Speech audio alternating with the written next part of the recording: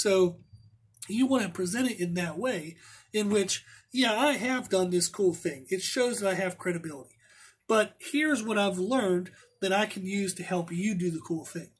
So don't just stop at here's me doing cool stuff, and then that's it. Start that, but then go into here's what I've learned, here's the mistakes I've made. That's even helpful.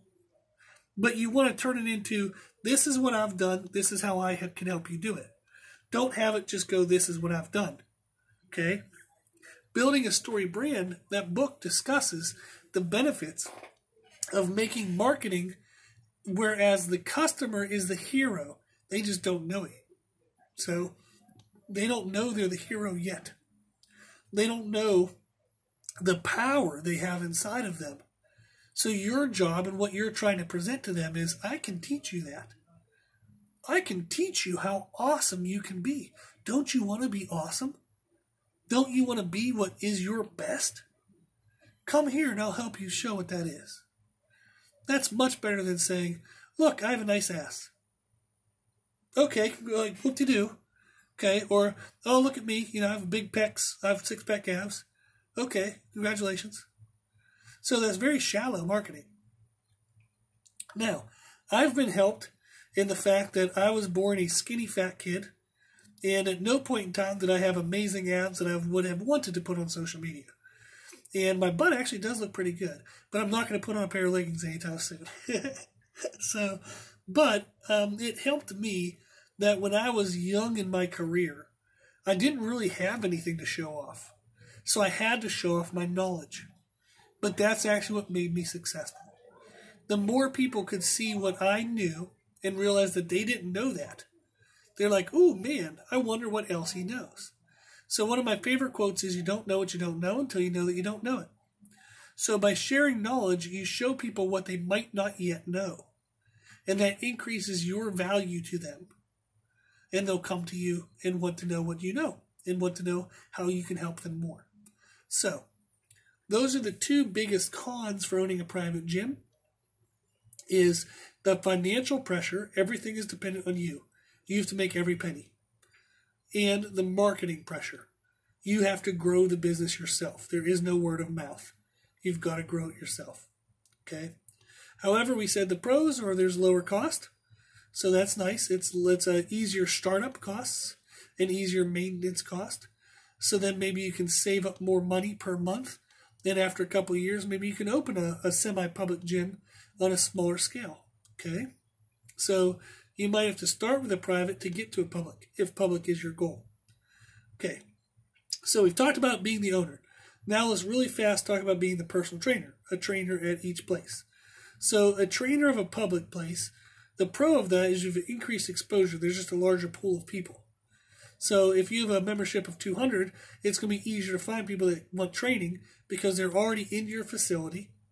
So that's the first difficult part. You're already going to come through the door. So they're already going to be somewhat aware of you, so they're more likely to pick you as a trainer. The cons of that is you have to work around your members. So you might not always have access to the equipment when you want it. Okay? There also is going to be busy times in the gym where maybe your client doesn't like how loud it is. So you have to just kind of skirt around that. You have to toughen them up a little bit to it and just say, hey, life isn't always perfect. You got to deal with this. Or you have to make yourself more available at different times. Okay? You also have to compete with other trainers. So if you have a public gym, it's often going to be there's going to need a need for more trainers. So if you have, say, 200 members and you have 60 that want training, you can't possibly train 60 people very well. So you need to hire another trainer. But now you have another trainer you have to compete against. But you also have a trainer that maybe you have to educate, you have to track. There's all that extra financial work being the owner, okay? But remember, being just a personal trainer, the downside to that is now you have somebody to be compared against. So sometimes owners who are also trainers will shoot themselves in the foot by being insecure. So they won't hire a good trainer because they don't want to be outshined. That is stupid. Very, very, very stupid. Don't do that. What you want to do, and we talked about this in the last Owning Your Own Gym series podcast about hiring trainers, is hire a good person. Good morals, good character. If they need to be taught a little bit about personal training, that's fine. You can do that, okay? If they're already a good trainer, great. If they're a good trainer and a good person, holy shit. Hire them in a heartbeat, okay? It is always better for you to bring yourself up than to try to bring others down. Don't do that. Don't purposely pick people who are not what you want just because it makes you look better. And don't purposely hold other people back because you think they might outshine you. Well, holy shit, bring up your shine, okay? Build up your light. Become better yourself. Don't try to bring others down, okay? So, and then the other kind of negative to a public gym is, even though there is more increased potential for for members to hire you, you have to get noticed.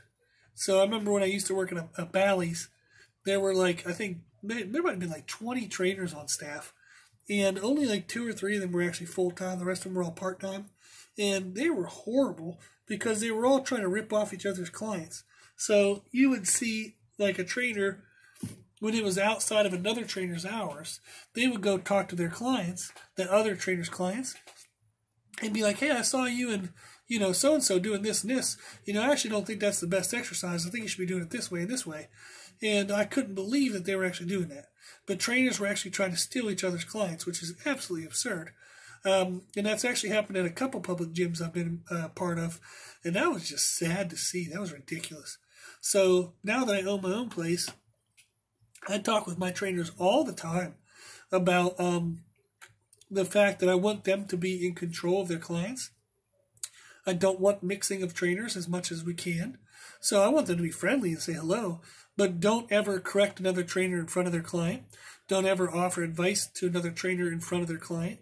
You never do anything that might bring up doubt in front of their client. If anything needs addressed, you address it outside of their client time. So that's how you do it, where your goal is to help the person. If it truly is, then you'll do it when it doesn't hurt them. So if you say, oh, I'm just trying to help them, bullshit. If you're doing it in a manner that embarrasses them in front of somebody else, you're not helping them. You're trying to show off your knowledge and you're being an asshole. So do it in a private setting, okay? That's when you help. That's when you do constructive criticism. You do it when it's private, okay? So, speaking of private, so for a private gym, being a personal trainer, the pro is you get to place yourself. You can do anything you want. So it's freaking awesome. Those of you who are ADD and having a ton of control and all that stuff, OCD, all those letters. So you're going to love being a trainer in a private gym. You get your own facility. You can do whatever you want. Turn on whatever music you want, whatever volume. You can have whatever goofy atmosphere you want. You can do anything. The con is you are responsible to bring through every person to that door. So you have to get every damn client yourself. Nothing is going to come easy. And again, that's where that marketing comes up, building the story brand. So you have to market yourself on social media. Post something every damn day. Don't let a single day go by that you don't post something. And you might want to do an AM posting and a PM posting. You want to get categories. Start putting up a posting schedule. So say you do nutrition. You want to find out, how often should I post nutrition? How often should I post training? How often should I post motivational and mindset stuff? How often should I post maybe opportunities for my training sessions? So just letting people know what we charge or what the structures are. Excuse me. But you want to get into a posting, you have to have a posting plan, a self-marketing plan. You have to have a structure. If you do everything willy-nilly, you're just going to do the easiest stuff most often, the hard stuff less often. But potentially the hard stuff is what might build your business better. So you have to create a schedule. You have to create a plan. So what is your month by month, what's your 6 month, what's your 1 year plan for your marketing? Your marketing has to have a purpose, okay? So if you're doing marketing, self-marketing as a private personal trainer, there is incredible thought that has to go into it. You can't just post random shit every day, okay? You're going to get random results. You have to do scheduled stuff. You have to compare and contrast what posts get what response, what posts make you more money, all that stuff, Okay? So, I feel like my voice is slowly dying, so I'm going to try to wrap this up really quick. Sorry about that. But which should you choose, a public versus a private gym? It really depends on your personality.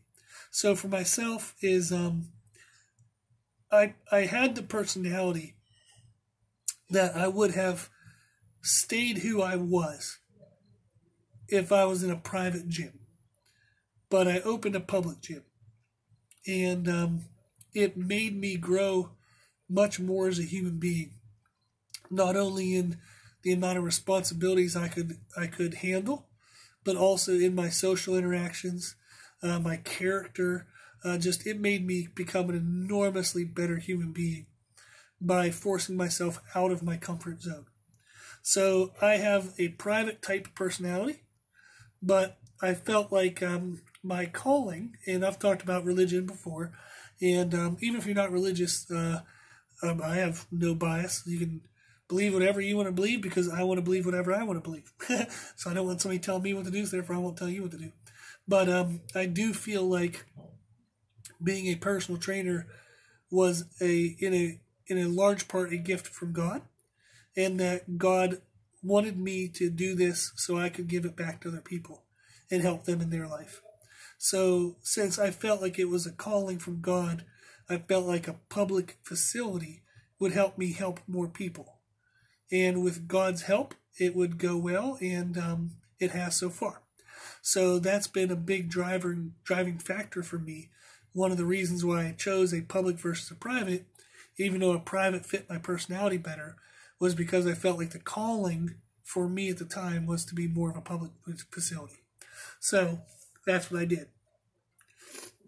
So my structure, like I said, is a very small public facility. I only need 100 members. Pay for my gym. That pays for everything completely. Okay.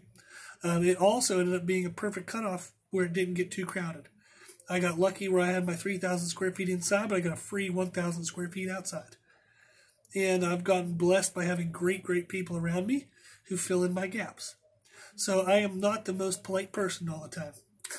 So I've had great, wonderful people around me who soften my edges for me, and they help fill in the things that I'm not good at. And I would say overwhelmingly that's been mostly God's doing and luck, not really my own.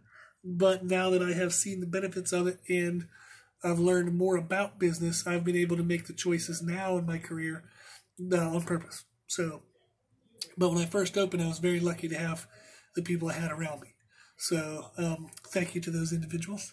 So, but it's been fun. It's been fun to see the gym grow over the years. It's been fun to see myself grow over the years. So that's what you want to look for, is both private facilities and public facilities have been successful. They're both successful models. There's been people who failed at them, but there's also been people who succeeded in both models. So you have to find the one that not necessarily matches you in the sense that it'll be the easiest. The one you want to find, the one that you're passionate about. So both types are going to bring challenges into your life. You want to find what's going to push you to overcome those challenges. What's going to motivate you to keep working through the hard times? Is it going to be a public structure in which you know there's a lot of people depending on you? Or is it going to be a private structure where you say, okay, I might not have a lot of people, but I mean a lot to these people. So I got to get my shit together. I got to make sure that this business works so that these people can get the help that they need in their life. So what's going to motivate you to work hard enough to overcome the challenges of business? You 100% will get your ass kicked by business. You will have moments when the current self breaks. And you're going to need everybody and everything around you to build you back up so you can become stronger. That's going to happen. What's going to motivate you to get through those challenges? What's going to motivate you to get through the dark times? Okay? So you can think through the pros and cons we talked about as being the owner. You can think through the pros and cons we talked about being the trainer. Now, what I would say to you right now is don't overanalyze it too much. At any point in time in your career, you can probably make a change. Not like instantly that month. But if you get into it a year or two and realize, crap, this isn't the structure that I thought would work well. It isn't working the way I wanted it to. Well, if you work another year or two harder, okay, just as hard, I mean, and you save your income correctly, you can probably switch the business. So you're not going to pick one and be stuck in it. You can eventually develop it like up or down. You can develop a private gym into a public, or you can eventually turn a public into a private. So don't feel like you're stuck. Don't get paralysis by analysis. So don't be so hesitant to ever start because you're afraid of overcommitting to something. You can make changes, and you will end up making changes as you go. So take the data we've presented here. Listen to some other resources. Ask as many business people as you can. Collect the information. Make an educated choice, and then just get started. Make changes as you go. Find some mentors, find some people that can help you with information, help save you from mistakes that you don't even see yourself making. That can help enormously. But just get started, okay? So if you want to own, your own gym, you can do it. I promise. You just have to be willing to work really hard and understand that you will have times of challenge. You just got to work through them and try to become a better person every day, okay? So if you have any questions or if you need anything that might help your journey, or if you have another suggestion for a topic in this series, always email us, brutalirongym@gmail.com.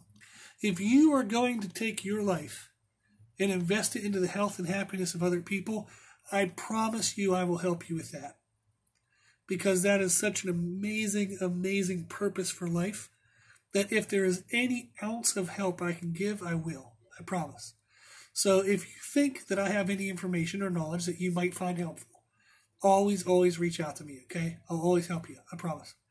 brutalirongym@gmail.com. Cool. If you like this podcast, please share it with family and friends. The more people we help, the happier the world will be. Also, if you like the information, you can find more from us on Instagram, Facebook, and Twitter at Brutal Iron Gym. And if you have any questions, feedback, or suggestions, we'd love to hear from you. This podcast is for you, so we want to know what you want to learn about. And you can tell us at our email at brutalirongym@gmail.com.